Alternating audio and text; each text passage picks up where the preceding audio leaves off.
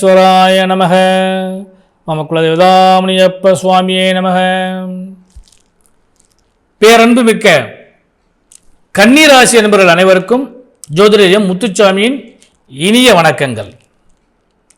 ராசியிலே மிக யோகமான ராசின்னு சொன்னால் அது கன்னிராசி தான். அறிவு, ஆற்றல், புத்தி கூர்மை, கணித வல்லமை, எவரையும் பார்த்த மாத்திரத்திலேயே அவருடைய குணத்தை அறிந்து கொள்ளக்கூடிய பக்குவம், விகடம், எதையும் எதிர்பார்த்து அதனை சரியாக முடிக்கக்கூடிய ஆற்றலும் படைத்த கன்னிராசி அன்பளே. இந்த கன்னிராசிக்காரர்கள் வழிபட வேண்டிய தெய்வம் அப்படின்னு சொல்லி பார்க்குறப்ப முதல்ல அந்த ராசிக்குரிய அதிபதி அவர் புத பகவான். இந்த புத பகவானை வழிபாடு பண்ணாலே முதல்ல நிறைய பலன்கள் கிடைக்கும். நவகிரக ஸ்தலங்களில் புத பகவான் எங்கே இருக்கிறான்னு பார்த்தீங்கன்னா, மதுரையில் மீனாட்சி அம்மன் கோயிலில் அன்னையின் திருமேனியே பச்சை மேனி, மரகத மேனி. அந்த புத பகவானை மதுரை மீனாட்சி அம்மன்களில் வழிபாடு பண்ணிங்கன்னால் உங்களுக்கு சகல நன்மைகளும் நிறைய கிடைக்கும். அடுத்தது, தமிழ்நாட்டில் எந்த இடங்களில் இருந்தாலும் சரி, தனித்த பெருமாள், திருப்பதியில் பார்த்தீங்கன்னா சீனிவாச பெருமாள் தனியாக அமர்ந்திருப்பார். அதே மாதிரி நிறைய ஸ்தலங்களில் பெருமாள் தனித்து அமர்ந்திருப்பார், அல்லது சயன கோலத்தில் இருப்பார், அல்லது நின்ற கோலத்தில் இருப்பார். எங்கேனாலும் சரி தனித்த பெருமாளை வழிபாடு பண்ணுங்க, உங்களுக்கு முதல்ல நன்மைகள் கிடைக்கும். அடுத்து, கன்னிமார் தெய்வங்கள், இதான் மிக முக்கியமான விஷயம். சப்த கன்னிமார்கள், கன்னிமார் தெய்வங்களை வழிபாடு பண்ணுங்க. அதற்கு அடுத்தது, எங்கெல்லாம் கன்னியாக தெய்வங்கள் அமர்ந்திருக்கின்றார்களோ அந்த தெய்வங்களை எல்லாம் நீங்கள் வழிபாடு பண்ணுங்க. இதெல்லாம் மிகப்பெரிய பலனை இந்த கன்னிராசிக்காரங்களுக்கு கொடுக்க போகுது. இப்போ கேள்வி என்னன்னு கேட்டிங்கன்னா, எல்லா தெய்வங்களுக்கும் கும்பிட்டா நான் எங்களுக்கு அந்த பலன்கள் கிடைக்காதா அப்படின்னு சொல்லி கேட்டிங்கன்னா, எல்லா தெய்வங்களும் உங்களுக்கு பலன் தருவாங்க. ஆனால் நம்ம வீட்டில் உள்ள சுதந்திரம் மற்ற வீட்டில் கிடைக்காது இல்லையா? அப்போ நம்ம வீட்டில் எவ்வளோ ஃப்ரீயாக இருப்போம், அந்த சுதந்திரம், நமக்குள்ள உரிமைகள், அதே தான் இந்த கன்னிராசிக்காரர்களுக்கு இதை கொடுத்தே ஆகணுங்கிற அந்த கட்டாயம் இந்த தெய்வங்களுக்கு உண்டு. அதனால் நீங்கள் குறிப்பாக வழிபட வேண்டும் என்றால் நான் சொன்ன மாதிரி இந்த தெய்வங்களை நீங்கள் முதல் வழிபாடு பண்ணுங்க. அடுத்து அவரவர் இல்லத்து இறந்து போன பெண் தெய்வங்களை வழிபாடு பண்ணுங்க. அது குழந்தையாக இருக்கலாம், அல்லது கல்யாணம் ஆன பெண்ணாக இருக்கலாம், வயசானவங்களாக இருக்கலாம், யாராக இருந்தாலும் சரி, இறந்த முன்னோர்கள், குறிப்பாக பெண்கள், அவர்கள் வழிபாடு பண்ணிங்கன்னா, தாய் அல்லது சகோதரிகள் யாராவது ஒருத்தவங்க இறந்துருப்பாங்க, இவங்களை நீங்கள் வச்சு வழிபாடு பண்ணுங்க. இவங்களை வழிபாடு பண்ணிங்கன்னால் உங்களுக்கு நல்ல நன்மைகள் நிச்சயமாக கிடைக்கும். அதனால் முதல்ல தெய்வங்களை வழிபாடு பண்ணுங்க. அதுக்கடுத்து உறவு முறை சம்மந்தப்பட்ட யாராவது வழிபாடு பண்ணுங்க. இப்போ மதுரையில் மதுரை மட்டும் இல்லை, குறிப்பாக நிறைய ஊர்களில் இந்த சௌராஷ்டிரா அப்படின்னு சொல்லி ஒரு சமூகம் இருக்கிறார்கள்.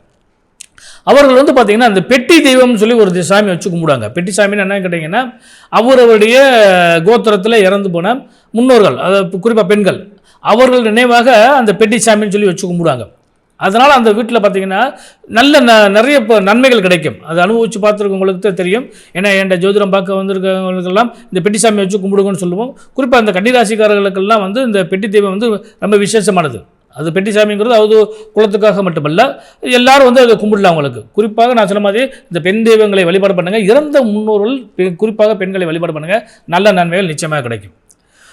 ஒரு காரண காரியங்களுக்காக அவங்க எங்கேயா வெளியே போகிறோம், ஒரு காரியம் சக்ஸஸ் ஆகணும், இந்த காரியம் நமக்கு போகிற தடைகள் வரக்கூடாது அப்படின்னா, நான் முதல் சொன்ன மாதிரி இந்த தெய்வங்களை, குறிப்பிட்ட இந்த தெய்வங்களை நீங்கள் வழிபாடு பண்ணிங்கன்னா உங்களுக்கு எல்லா நன்மைகளும் சேரும். சரி, இப்போ இந்த தெய்வங்களை வழிபாடு பண்ணுறதுனால நமக்கு என்னென்ன லாபங்கள் கிடைக்கும் அப்படின்னு சொல்லி கேட்டிங்கன்னா, முதல்ல விவசாயம் சம்மந்தப்பட்ட பிரச்சனைகள் பூரா தீரும். விவசாயிகளுக்கு சரியான முறையில் அந்த நெற்பயிர்களில் ஏற்படக்கூடிய பிரச்சனையை தீர்க்கக்கூடிய வாய்ப்புகள் கிடைக்கும், உரங்கள் கிடைக்கும். அதே மாதிரி விவசாய சம்மந்தப்பட்ட பிரச்சனை எதுவாக இருந்தாலும் அது ஓடி அடையக்கூடிய வாய்ப்பு இந்த தெய்வங்களால் உங்களுக்கு நிச்சயமாக கிடைக்கும். அதனால தான் பார்த்தீங்கன்னா, குறிப்பாக பார்த்தீங்கன்னா விவசாயிகள்லாம் நிறைய கும்பிட்ற தெய்வமே அவரவர் இல்லத்து தெய்வங்களை நிறையா கும்பிடுவாங்க. அதை நீங்கள் பார்த்துருப்பீங்க. அதுக்கடுத்து பார்த்தீங்கன்னா இந்த கமிஷன் ஏஜென்ட் பண்ணுறாங்க பார்த்தீங்களா, அவங்களுக்கு வாங்கி விற்கிறது, அவங்கெல்லாம் இந்த தெய்வத்தை கும்பிடுங்க. இன்னும் நிறைய பலன்கள் கிடைக்கும். சரி, நான் சொல்ல விஷயம் கொஞ்சம் குறிப்பாக புரிஞ்சுக்கங்க. இப்போ மிதுனராசியில் கன்னிராசியில் இல்லாத கமிஷன் ஏஜென்சிகளுக்காரங்கள் இருந்தாலுமே அவங்களும் இந்த தெய்வத்தை வழிபாடு பண்ணலாம். அப்போ குறிப்பாக கமிஷன் ஏஜென்சி பண்ணுறவங்களுக்கு இன்னும் நல்ல அதிகமான பலன்கள் கிடைக்கும். அதுபோக இந்த கடன் நோய், வம்பு வழக்கு, இதான் முக்கியமான விஷயம். எல்லாருக்குமே 90% வந்து கடன் இருக்கும். அப்போ அந்த கடன்லாம் அடையணும்.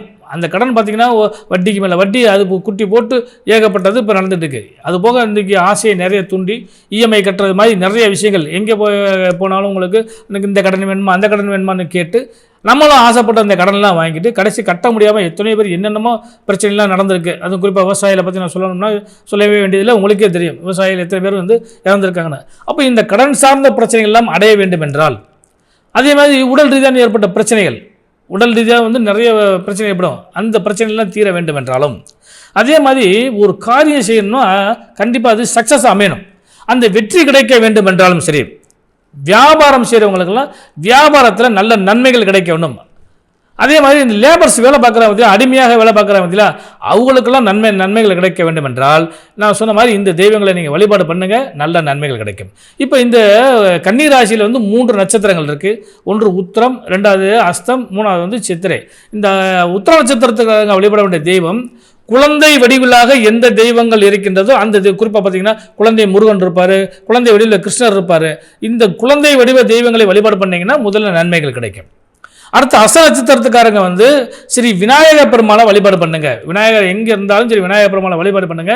ஏன்னா அவர் வந்து உங்களுக்கு இந்த அஸ்த நட்சத்திரக்காரங்களுக்கு நல்ல பலன்கள் தருவார். அடுத்து சித்திரை நட்சத்திரத்தில் யார் பிறந்திருந்தாலும் சரி சக்கரத்தாழ்வாரை வழிபாடு பண்ணுங்க. எல்லாமல்ல இறைவனுடைய ஆசீர்வாதத்தினால் உங்களுக்கு பரிபூர்ண நன்மைகள் கிடைக்க நல்வாழ்த்துக்கள்.